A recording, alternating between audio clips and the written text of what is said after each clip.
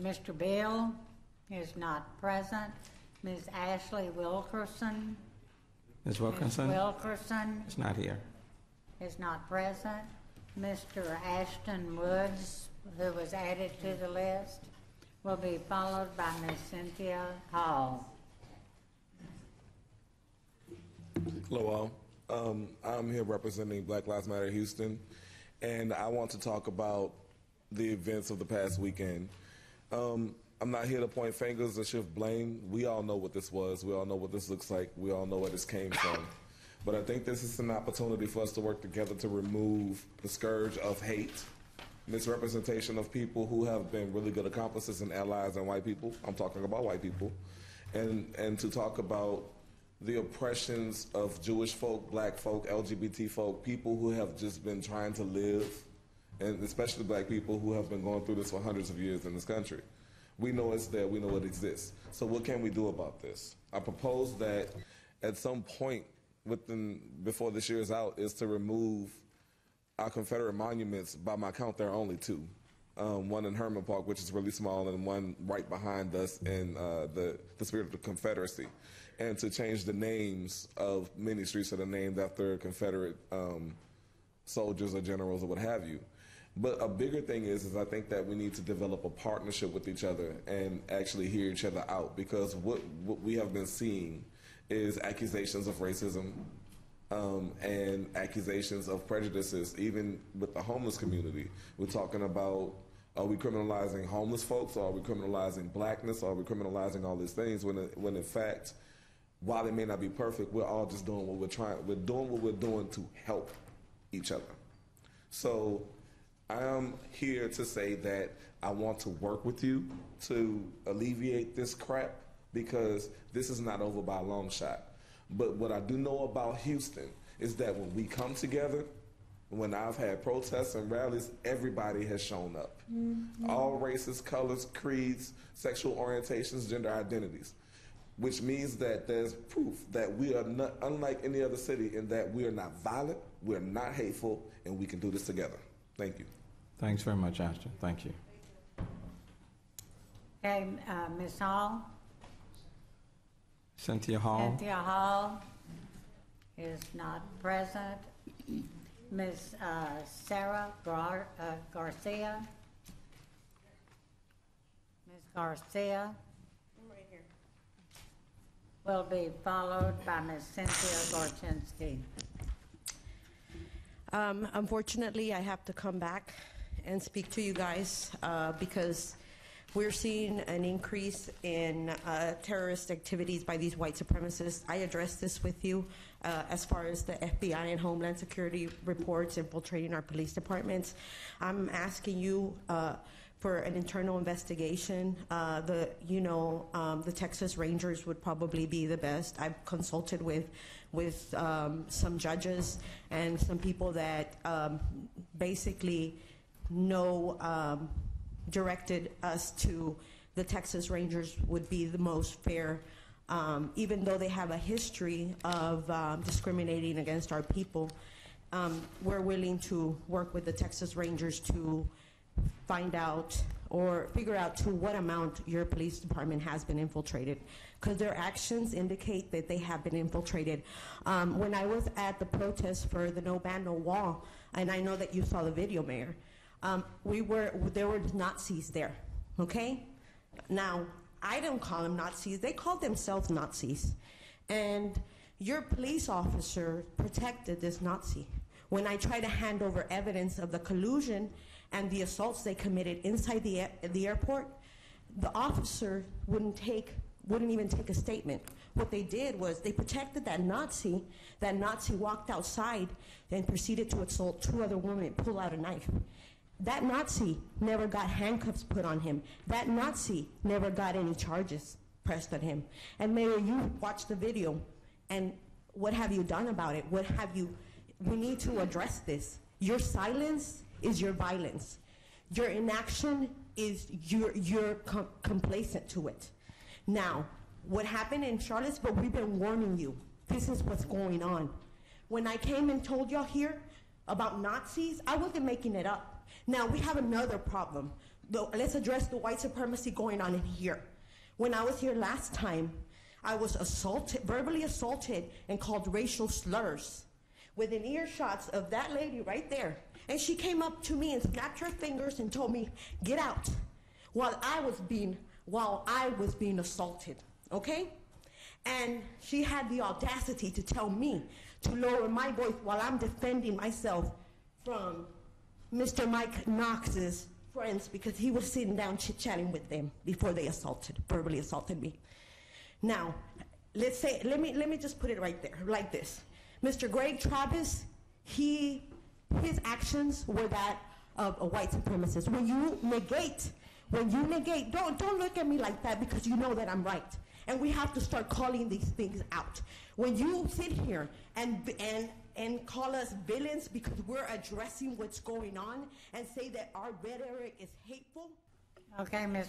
Gorczynski, to be followed by Mr. John Gorczynski. Hi, I'm speaking today to request that the City of Houston, led by the Mayor and City Council, remove the spirit of the Confederacy Memorial located in Sam Houston Park, the Dick Dowling Monument located in Herman Park, and other Confederate symbols located on properties owned by the City of Houston. Today, I speak on behalf of myself as a third-generation Houstonian, a resident, a voter, and a taxpayer of District H. We as a city, we are a city that benefits from and celebrates our diversity, but we cannot hide behind our diversity. As a city, we must demonstrate our commitment to fulfilling the yet unfulfilled promise of equity for all. We must demolish the symbols that celebrate an evil institution of slavery, those that through their mere existence reinforce and maintain a culture of white supremacy. In my early 20s, I traveled to Poland and Germany to study the Holocaust, seeking to understand how and why seemingly ordinary people stood by, watched, and actively engaged in the murder of millions of their fellow human beings, specifically the murder of millions of Jewish people. I didn't find the answers, and these questions remain on my heart and in my mind. But what I did learn through observation is an appropriate way to memorialize an evil history when I visited the concentration camps of Auschwitz, Birkenau, and Dachau. Nowhere at these sites and nowhere in these countries did I see memorials for the fallen Nazi soldiers who died in the pursuit of their evil agenda. The existence of the Confederate symbols on City of Houston property celebrates evil actions rather than denouncing them. These symbols are a slap in the face to black people, specifically black Houstonians, and specifically those who are descendants of slaves. These symbols minimize their fear and the reality of systemic racism that they faced then and face today. These symbols sanitize the dirtiest parts of our country's past, the atrocities of slavery. To other white women here today and watching the live stream, I invite you to join me in fighting for the removal of the spirit of the Confederacy Memorial. The statue was originally commissioned by the Daughters of the Confederacy, so we know that white women have the power to pay for and erect a statue. In this moment, the great-granddaughters of the Confederacy must use their power and privilege to demolish the statue. We must send a message that we, as women, are morally and politically opposed to the enslavement, torture, exploitation, and rape of black women in times of slavery, today, and forevermore. I ask that you call your council members and write letters to the editor publicly proclaiming your support for the removal of the statue, and I implore you to talk privately to your white family and white friends. Tell them that you disavow the celebration of exploitation of people of color, challenge and persuade them to dismantle the institution of white supremacy, and tell the world that you will not ignore our country's evil past and that you are committed to doing better than your ancestors. Again, I ask the City of Houston to remove any Confederate symbols located on public property. Thank you. And Councilmember Cisneros. Hi, Christina. Thank you for coming today. I just you. want to say that I concur with you and I support really everything you said. And it's important that as we get rid of those things in public places that we not forget the lessons that were learned. You know, so I don't think, I mean, that's a danger. You know, when you get rid of everything, then there's maybe not a reminder. But I think appropriate places for those are places like museums, where, like you were talking about, like the Holocaust Museum. I mean, it's very important for us to look back at history and learn from the awful lessons that it can teach us. Thank you. I appreciate your comments. Thanks, Christina. Thank you so very much. much. Thanks. Okay, Mr. John Gorczynski, to be followed by Ms. Kenya Bird.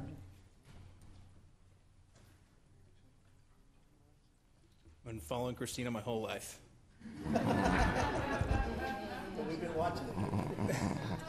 Thank you, Mayor and members of the City Council. I've taken the afternoon off from work to share with you briefly why I support removing the spirit of the Confederacy from public property. Sure. When statues and monuments like this were erected in the last century, they didn't seek to memorialize the dead of the Civil War. Instead, they were built to inspire a new generation to support racial prejudice, political disenfranchisement, and social inequality. So similarly, here today, I hope that these monuments and statues come down, not to memorialize or attempt to make up for anyone's death, but instead they come down in a way that is so public and so permanent that they inspire a new generation to achieve social, racial, and economic justice. Thank you. Thank you. 1 second, Mayor Pro Tem Cohen. Thank you very much. Thank you to your sister and waiting until both of you spoke. I'm rather than going into the horrors of what's happened, rather than going into the horrors of what's happened in the last few days, I thought, and because of our time limits, there are just two things that I really would like to reflect on for a moment. And they were both said by Edmund Burke, the philosopher. And I think they really apply to what's happening. And one is, those who don't know history are doomed to repeat it. I think that's incredibly important. And the only thing necessary for the triumph of evil is for good people to do nothing. And whether those good people are citizens, politicians, leaders of our country, to do nothing is to allow the evil to exist. So I thank you. I thank everyone that's down here today speaking on behalf of what we need to do to keep this city in particular, where it is today, which is a city of inclusion, a city that respects individuals, and a city that won't tolerate the kinds of things we're seeing in other places. Thank you very much. Yes, ma'am. Thank you. Yeah. And let me just add that I've asked James Kosky to lead a team of my executive committee, along with the Director of Parks and Recreation, take a look at all of that we have in our inventory to make an assessment, to tell me what exists, and to provide me with recommendations on what future steps we need to take. Okay. So it is important. This is a great city. We are a very diverse city.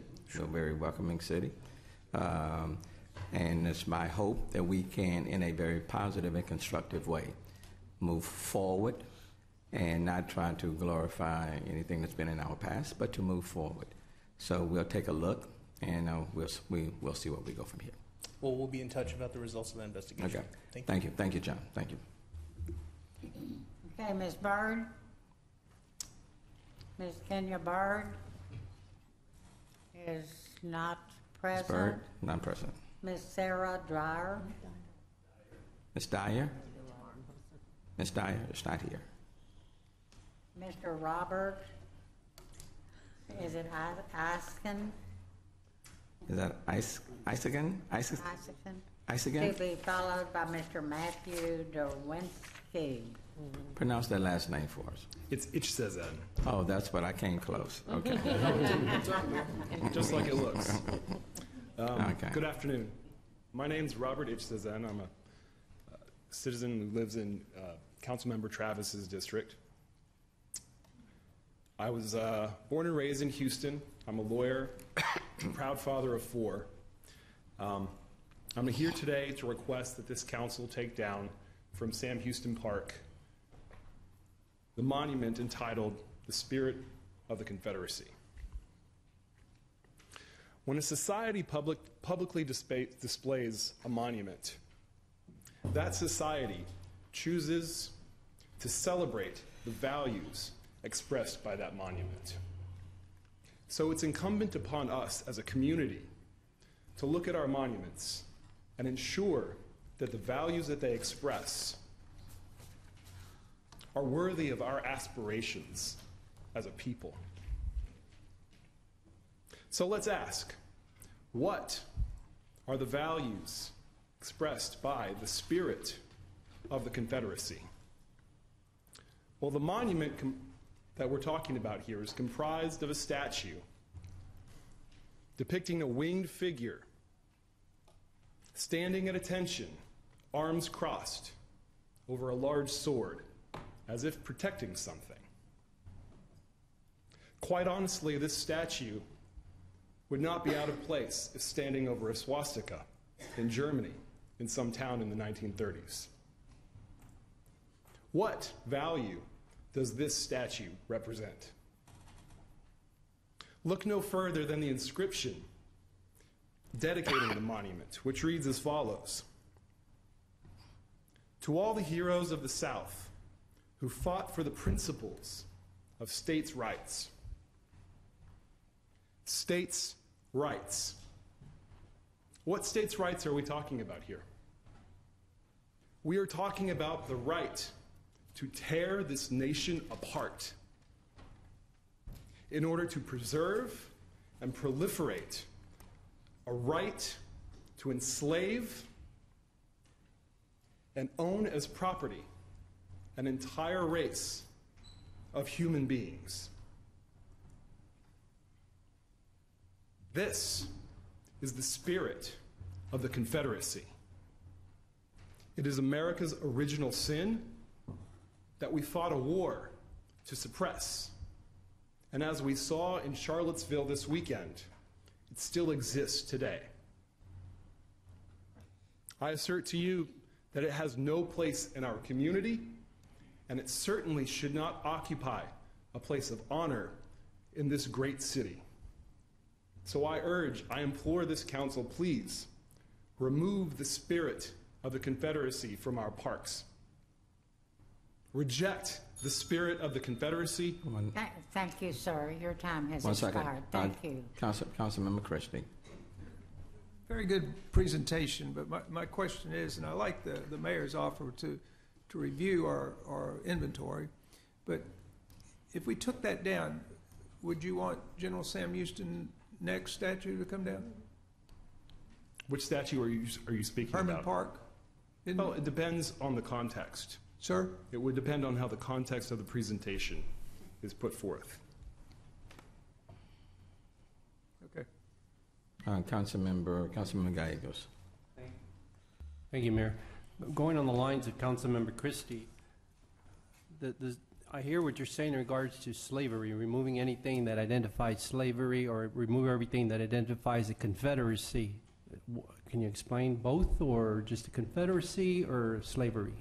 Well, I think it's important that, like I said, when we look at our statues, we ask ourselves what values they express. What are we honoring? What are we choosing to celebrate as a society? Because when we place them in these places of honor, which are far and few between, we make them special. We ask people to think about them. And the reason why I'm asking, because if you're talking about removing the Confederacy, symbols of the Confederacy, okay, but if you're talking about removing symbols also of the slavery, then like Councilmember Christie mentioned, that's removing the statue of Sam Houston at Herman Park, because he was a slave owner. His slave wasn't referred to as a slave because Mexico at that time, Mexico and its territories did not recognize slavery. So the Texans referred to their slaves as servants. So Sam Houston's servant is buried in the East End at the Harrisburg-Jackson Cemetery. It says Sam Houston's servant, who escaped during the Civil War and returned back escaped to Mexico during the Civil War and returned back to Texas, to Harrisburg, after the Civil War.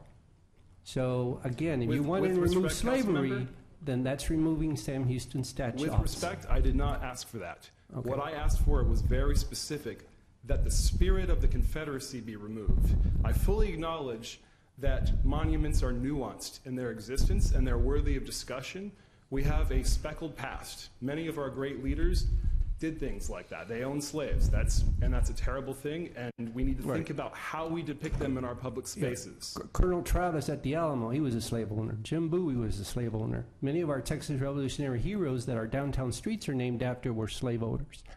So that's why we need to make that distinction when you're trying to cover up history. Is it Confederacy or is it slavery? I'm not trying to cover up history. I'm saying that in our public spaces, we should not honor something like the spirit of the Confederacy. This statue does not depict Sam Houston or any specific individual. Yeah, this statue depicts an iconic, angelic figure that looks like it's protecting something, perhaps the ways of the South, the states' rights. Well, that it that's why says I'm trying that to clarify, the heroes of the because South fought for. Yeah, Those states' rights are the rights to own slaves. And Those that's why states' I'm rights are the rights to secede Okay, from our One United second, States. one at a time. And that's why I'm trying to clarify, because if it's getting rid of the Confederacy, I can understand that, because Sam Houston did not agree in secession from the Union. He was against the Confederacy, even though he was a slave owner, but he was against the Confederacy, and he was even called a traitor by Texans because of not wanting to secede from the Union. So that's why I'm trying to Well, I appreciate you bringing up that statue, and I think we should have a healthy discussion about every single one of our monuments, absolutely. But what I am specifically asking for today is that we remove one particular statue from our public space. Thank you. Okay. And again, let me just say that we are reviewing the inventory of all of our assets to determine what is appropriate and what is not.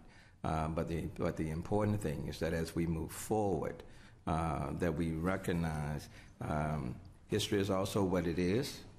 You know, history has its good, history has its bad. But I do think it's important for us to review our inventory and then to make the most appropriate decision that's in the best interest of our city, and that does not glorify those things that we shouldn't be glorifying. But we do not, no one wants to erase history, okay?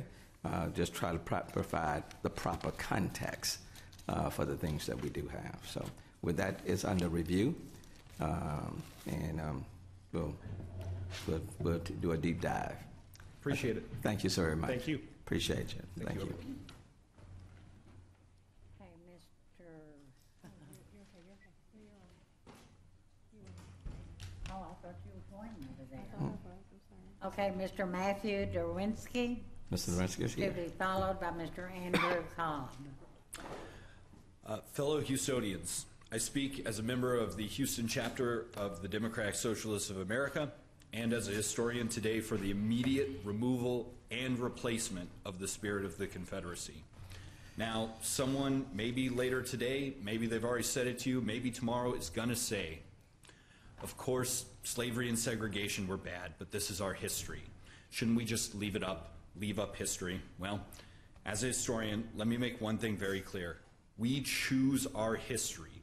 We choose how to frame and how to venerate the past every single day. We choose what heroes to remember and what evildoers to condemn.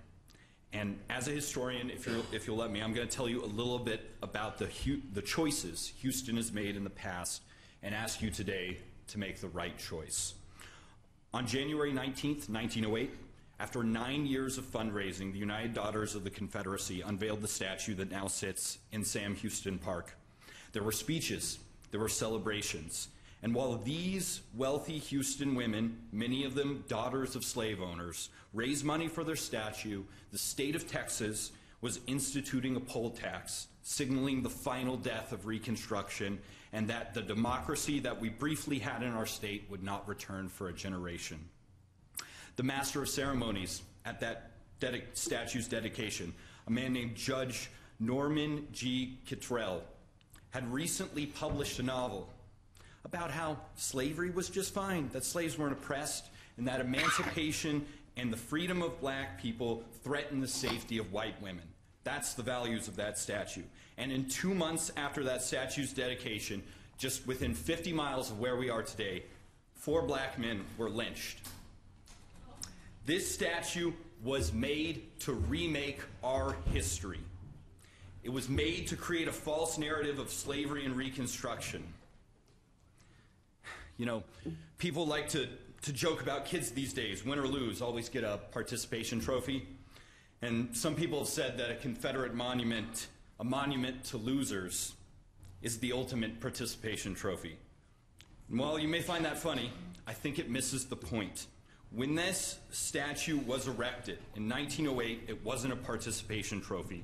It celebrated a victory. It celebrated the victory of white supremacists. It celebrated the defeat of Reconstruction and black civil rights. It was a celebration of lynching and Jim Crow and segregation. It was a celebration of a newly created apartheid government here in Houston that would last another half century. And when that apartheid was finally destroyed here, what did the Daughters of the Confederacy in the city of Houston do? In 1965, a year after civil rights, they chose to move that statue to a more prominent place in Sam Houston Park. And Thank you, sir. Your have chosen time to has keep it expired. there every day. Thank you. Thank you very much. If I could... One second, Councilmember Green. If you could, finish your statement, please. Yeah, I just wanted to add my concluding statement. Right now, we're on land that was once a slave labor camp. We can choose a better history. Tear that statue down and replace it with one that doesn't celebrate this past, one that celebrates and honors the 100,000 enslaved people brought to this state, marching in a coffle chain linked to neck to neck, celebrates those who kept their families and culture alive in the face of daily violence that we could scarcely imagine. Celebrate the enslaved Texans who killed their overseers and masters knowing it would be their last desperate act. Celebrate Virginia Boyd. She was sold right here in Houston down the street like property and then sent to an East Texas labor camp. We can't know for sure as historians, but she almost certainly died here in our state, separated from her family and in chains. Celebrate the 200,000 black soldiers who enlisted in the Union Army and fought for our freedom. Celebrate the 2,000 free Texas men who defied their state government and fought for our country over slavery. Celebrate the 47 black Texans who made it out of hostile territory to fight for the same. Celebrate those who rejoiced when General Order No. 3 was read in Galveston. Celebrate the brief moment of democracy we had after the Civil War before it was stamped out by white supremacy. Celebrate the black Texans who on the other side of that statue built a community of free men and women. Let's join with other communities across this country and other countries, in Haiti, in Jamaica, in Barbados, everywhere slavery and white supremacy have been defeated and will continue to be defeated. Let's build a different statue, a statue like theirs that celebrates our triumph over oppression. Choose to celebrate this history and not the revisionist history of white supremacy. For the past 109 years, we've kept this statue up, and if you leave this room without acting today to remove it, you will make the same choice. Pass an order to remove it today. Send the wrecking ball and the crane across the street tonight. Begin work tomorrow on a statue, a monument that celebrates our proud history of resistance to oppression, of emancipation, and of freedom. Inaction today is a choice for a history, a choice for a white supremacist history, a revisionist history, an evil myth that we see is constantly poisoning our city. Melt it down, smash it, throw it in the bayou. Thank you. Replace it now. Thank you. Thank you so very much. But what I will say to you is that some of us are living statues, walking and breathing, living on the foundation of those who have made those sacrifices. I appreciate everything that you said. Yes, sir. But because of them, what people can now see is a living examples, walking monuments that are living, whether they're in 3rd Ward, or Freemanstown, or in 5th Ward, the Nickel, or in Acres Home, the Fofo, all across the city. We are living examples. And right here in the city of Houston, with everything that you've said, okay, there is diversity around this table. And we are the walking and living examples. I do think it is appropriate for us to do an inventory of our assets and to make a careful and a very methodical decision on what's the proper context for any of these past monuments that were put in place in 1905, 1908, okay? But I don't want to lose sight that when you look around this horseshoe, okay, when you look just in this chair alone, we are the living, walking, breathing examples of what people have been able to overcome, okay? Not necessarily just looking back, but what we have been able to overcome and where we are going. But I do thank you for your comments. Thank you. Councilmember Christie. Thank you, Mr. Green, for letting him finish. I was enjoying the history lesson. And then, Mayor, I appreciate you said half of what I was going to say, that, we didn't build these statues. And so I'll end up with the question, same question, if we just quietly that disappeared one night, would you be satisfied? No, I think we should, explode it, melt it down in public with, the city watching and celebrating. Yeah, there'll be floodlights, don't worry. But if we took that down, present mayor and city council, very diverse in a diverse city, would you be happy? We don't have money to build more statues in celebration. We're trying to get 1,000 more police officers, and we just don't have the money to build more. Would you be satisfied? Yeah, I'll be satisfied when it and everything that it stands for is torn down, and if the city doesn't have the money, the people, as was said before, of the city of Houston will raise the money to put up a statue celebrating abolition, emancipation, and the sacrifice of people who destroyed the Confederacy. Thank you for your history lesson. Yeah, thanks. And if you ever want to hear more about Virginia Boyd, please look her up. She's an incredible woman. Thank you. Okay, Thank you. Mr. Cobb. Mr. Cobb, Mr. Cobb he's coming. will be followed by Ms. R.C. Garcia.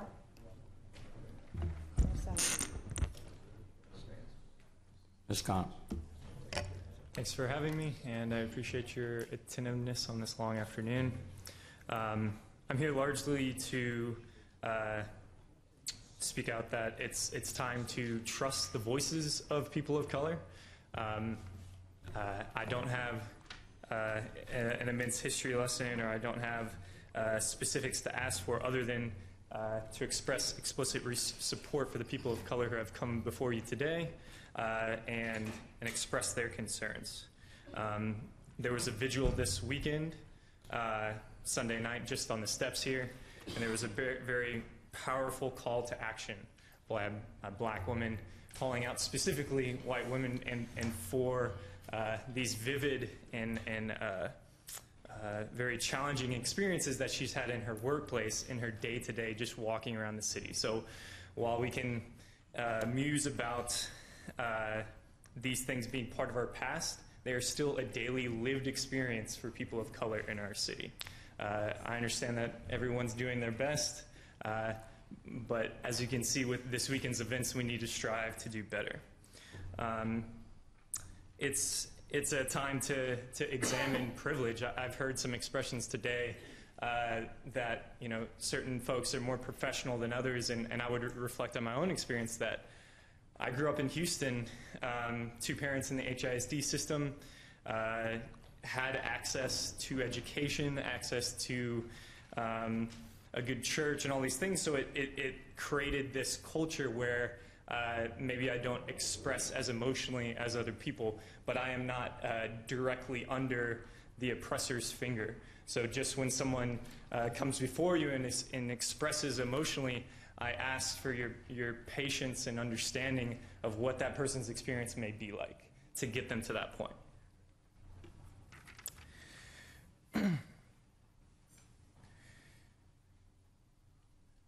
I'm also here because I remember reading in Houston at Red Elementary the letter from Birmingham jail and how Dr. Martin Luther King was speaking about how some of his worst enemies were the white moderates. Or I could even say that it extends beyond that now, but I can see that in my own life, that it's very challenging to speak to some of these issues amongst friends, amongst family, amongst businesses, because you can risk employment opportunities and violence as well. So I lean on his words that it's up to each of us to speak up when we can. Again, as it is a time to speak, I want to reaffirm that. Yep. Thank you, sir. Your time has expired. Thank you very much. You. Okay, Ms. Garcia She's coming. will be followed by Ms. Lola Arthur. Ms. Garcia. Good afternoon. My name is Araceli Garcia, and I'm here representing myself. I've been living in Houston my entire life, 24 years. My parents crossed over from Mexico almost 30 years ago, and I was lucky enough that they chose Houston for me to be born and raised. I'm here today to ask you to take action in removing the Confederate monument. When I heard that there was a Confederate monument being maintained by the city, I was not surprised, but I was ashamed and I was embarrassed. I think that's what our country should feel in regards to the Confederacy and the history of slavery and disenfranchisement of Black people. Shame, embarrassment, but overall responsibility. It is my responsibility as a non-Black person of color and of white people to make sure that this never happens again. Removing this does not erase our history. We are capable of being aware of our country's history, of learning about the evils of slavery, without having to glorify it with monuments and statues as if what they represented was some sort of victory worth commemorating. That monument does not represent me. It does not represent the Black and brown people that make up the city of Houston, the most diverse metropolitan area in the US. I'm here because Black lives matter, Black lives matter, Black lives matter. It's our responsibility to ensure that any form of hatred, violence, and racism is not rewarded and praised anymore or ever again, especially using our tax dollars to do so. I urge you to do the right thing and be on the right side of history, because no matter how much they say the Civil War is about states' rights, what they represent and what they fought for, slavery and racism, will never be on the right and just side of history. So now's the time for us to take to stand up for what is. Thank you. Thank you, Ms. Garcia. Hey, Ms. Arthur? Ms. Arthur? Here she comes. Lola Arthur, to be followed by Ms. Avriel Garcia. Hi. Everybody's already covered a lot of the things that I wanted to talk about, so I'm going to get straight to my questions. Do we have anything, like any law or ordinance in place that prevents Nazi propaganda from being displayed publicly here in Houston? I can't speak to that per se. Any idea? Is there anything that is in place that if I was walking down the street and I saw a swastika or a group of people with a flag, could I call the police? And That's a very dicey question. People have the right to freedom of speech, freedom of expression. I understand that, but the swastika, the flag, that was designed by Hitler himself. And everybody knows that Nazis would, if they could have their way and they came here, half of our city would be in gas chambers. So I would like to see a law or a city ordinance or something in place that prevents the public display of Nazi propaganda in our city. Again, you're running on a constitutional issue, Ms. Arthur, even though the symbols may be highly distasteful, okay, and it's abhorrent, hate, and it represents mass murder. And hateful, okay, but people have a right to express their freedom of speech, freedom of expression. Yelling fire in a crowded theater when there's no fire is not protected by freedom of speech. And I believe that if we're going to target illegal immigrants and all the other things that we are banning, I think Nazis should be added to that list. I think Houston should be a model for the state of Texas and the country and possibly the world to take a stand against white supremacists, KKK, Nazis, and make it illegal to publicly display such hateful rhetoric. It creates a dangerous situation like it did in Charlottesville. There was a Nazi flag marched down the American street, an American street in Charlottesville, and it ended up with people dying. And I don't want that to happen here.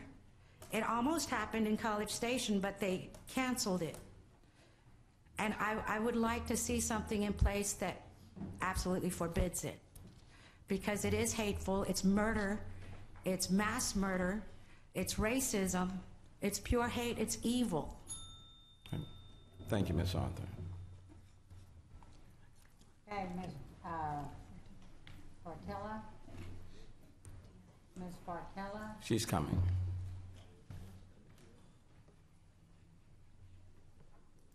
To be followed by Ms. Teresa Glover. Speak into the mic, ma'am. Okay, thank you. As the Anna Russell said, my name is Ms. Fortia, RVL. I'm a resident of Kelly Village in the Fifth Ward area. The reason that I'm here today, Mr. Mayor and members of the City Council, is actually in reference to my residence there. I've been a resident at this facility for over 3 years now. My 5-year-old son and myself have needs that are being overlooked by the management of this facility. In effect, I've requested an emergency transfer on the grounds that the apartment is overrun with mold, effluvium of mice, so much so that I can smell it in our clothes outside, and have had to purchase an air purifier in an effort to fix the issue myself. Also, I've been harassed and discriminated against and suffered retaliation by the management team, mainly Kimberly and George, so much so that my right to freely worship God is being hindered, and as I've been threatened with eviction on account of my garden several times, as well as returned home on different occasions to discover my plants being weed-eaten down to the soil. After reporting to Kelly Village to the city and to other entities for health code violations, no one else's gardens are being destroyed except mine, and I've been checking. Currently, the refrigerator and freezer have many cracks and openings in the siding, allowing roaches to freely crawl in and out as well as live inside of the refrigerator. All of these issues have been reported not only to the manager, Kimberly and George, and our team, but also to HHA on Found View, as well as the asset management team and regional supervisor jail and management. I've been given the runaround and have not been taken seriously, to the extent after returning home the day Ms. Robichaud and I were to meet to discuss my concerns, discovering maintenance hurriedly walking in and out of my door without being told to expect them until hours after they had already been in my home.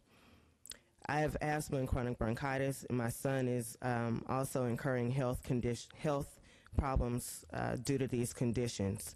Moving ahead to save time, other issues that I'm addressing you about, or in reference to what I'm addressing you about, are electricity overages. I'm being denied public information where I can verify my unit's usage. I've requested transfer requests on emergency and reasonable accommodation requests, which have been denied. I recently found out because basically they're saying that everything that I reported has been proven otherwise. My question is, I've come to find, and it is posted there in the office, that Kelly Village relocation for the Texas Department of Transportation expansion. My concern here are there are also other unsafe conditions, but like I said, I'm skipping ahead. My question is, to me it seems as if they're receiving monies to expand the current conditions and behaviors. What is the justification for giving jail management in Kelly Village? Ms. Portilla, if you would get with Rhonda, let us see if she can assist you. Could I ask a question in reference to the grant that they're receiving from the city of Houston for their relocation? Because I was actually asking my question right there. The grant that who's receiving for the relocation? It's Kelly Village. They're receiving a city of Houston grant. It's supposed to be several $1 million to relocate to the other side of I-10. That issue, that is so far down the road. That goes to Texas Department of Transportation, and that deals with the expansion of I-45. But that is so far down the road. There's nothing that's been guaranteed on that. I see. Yeah. Okay, you said I should see who now? Rhonda, she's standing right there. Thank you. Okay, thank you very much. Come on. Okay, Ms. Glover. Ms. Glover. Teresa Glover is not present. Ms. Alma Cooper. Ms. Cooper. Ms. Cooper. Is not present. Mr. James Parks Galvan. Ms. Is Galvan. not present. President Joseph Charles. I don't see him today. Second week.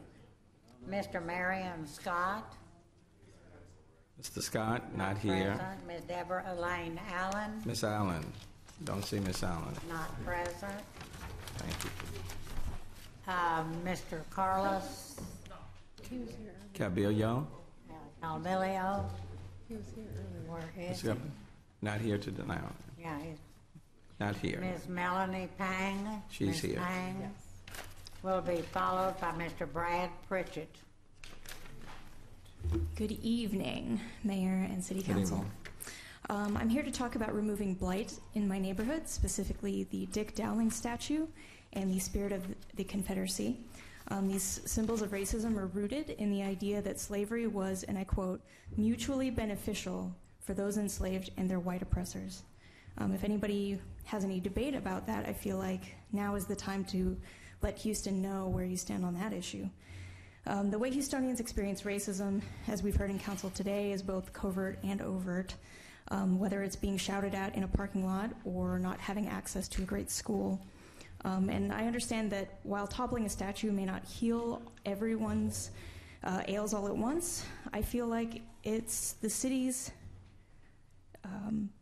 the city deserves to know how the City Council feels about supporting efforts to remove glorified symbols of racism and white supremacy. So I look forward to hearing where you stand.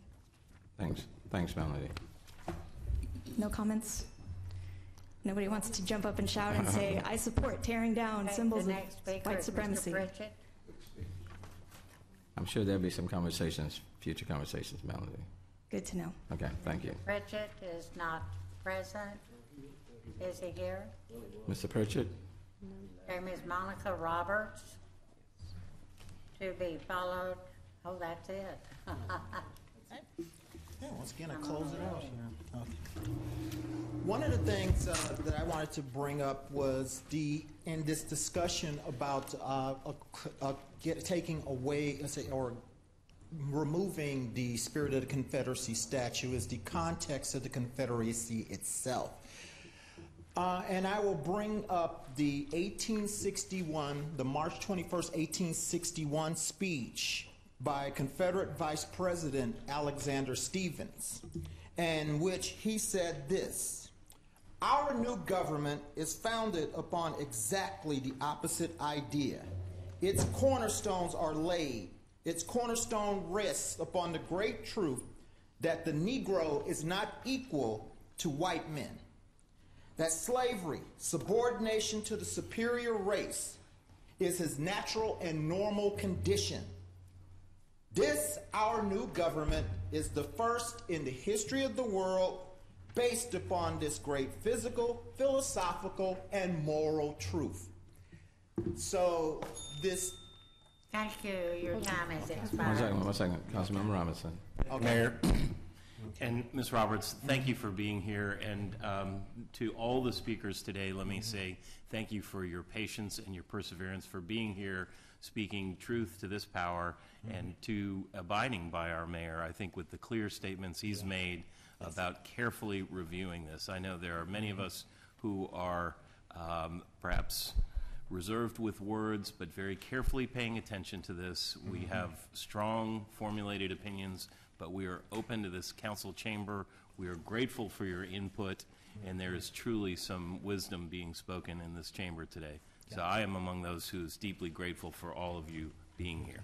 Thank you, Councilman. Thank you. 1 second. Councilmember Green. Ms. Roberts, you want to go ahead and briefly sum up your statements? Yeah, okay. I appreciate that, Councilman. This is the truth and the spirit of the Confederacy, that the sanitized states' rights excuse, lost cause, that basically underpins this monument and countless others that were erected around, and say not only here but across the South. That basically, glorifies a nation as a failed nation state that basically fostered an armed rebellion against the United States government in order to keep my great-great-grandparents and their descendants perpetually enslaved. That statue represents that history. I'm thankful that they lost, And I'm thankful that as a fourth-generation Texan who comes from a long, distinguished list of people who grew up here and raised here, that includes my late father, that they lost, and that we have a city that is much better than the history that these folks and these Confederates tried to engender. Thank you very much. Okay, thank you. Appreciate you. Thank you. Okay. There being no other speakers, we stand in recess till tomorrow morning at 9 o'clock.